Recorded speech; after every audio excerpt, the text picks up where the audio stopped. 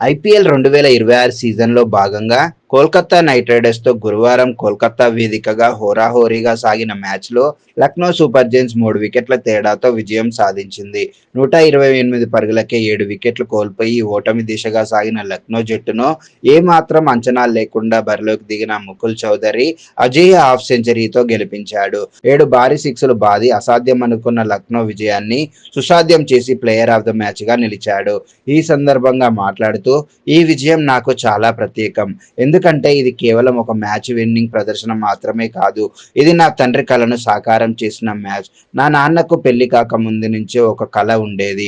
తనకు పుట్టబోయే కొడుకును ఒక గొప్ప క్రికెటర్‌గా చేయాలని ఆయన ఎప్పుడూ కలలు కనేవాడు. ఈరోజు ఆయన కల కొంతవరకు నిజమైందని నేను భావిస్తున్నాను. ఈ మ్యాచ్ ద్వారా ఆయన కలను కొంచెం సాకారం చేయగలిగానని చాలా సంతోషంగా, గర్వంగా ఉంది.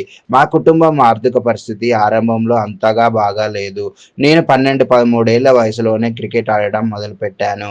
మా ఊరు జుంజులో క్రికెట్ అకాడమీలు ఎక్కువగా లేవు కాబట్టి జైపూర్ వెళ్ళాను.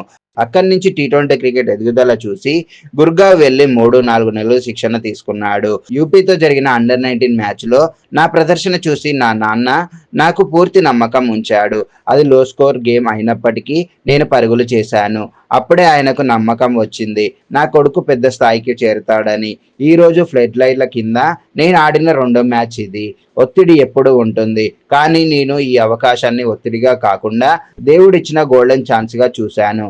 చివరి వరకు క్రీజులో ఉండాలనేదే నా ప్లాన్. నేను క్రీజులో ఉంటే జట్టును గెలిపించగలననే నమ్మకం నాకు ఎప్పుడూ ఉంటుంది. ఈరోజు కొట్టిన మొదటి సిక్స్ నాకు చాలా ప్రత్యేకం. ఎందుకంటే ఈ మ్యాచ్‌లో నేను కొట్టిన మొదటి సిక్స్ అదే. ఆఖరి ఓవర్‌లో కూడా నాకు ఎలాంటి ఒత్తిడి లేదు. ఒక బంతి నా జోన్‌లోకి వస్తుందని తెలుసు. ఒక సిక్స్ కొట్టాలని మాత్రమే ఆలోచించాను. చిన్నప్పటి నుంచి నేను హిట్టింగ్ చేస్తున్నాను. బంతి నా జోన్‌లో ఉంటే బాదేస్తాను. సిక్సర్లు కొట్టడం నాకు చాలా ఇష్టం. చివరగా ఈ విజయం కోసం మా జట్టు అందరికీ, మా కోచ్ స్టాఫ్‌కి, మా ఫ్యాన్స్‌కి ధన్యవాదాలు. ముఖ్యంగా నా తండ్రికి. ఈ మ్యాచ్ మీ కలను కొంచెం ముందుకు తీసుకెళ్లింది నాన్న. ఇంకా చాలా ముందుకు వెళ్తాం.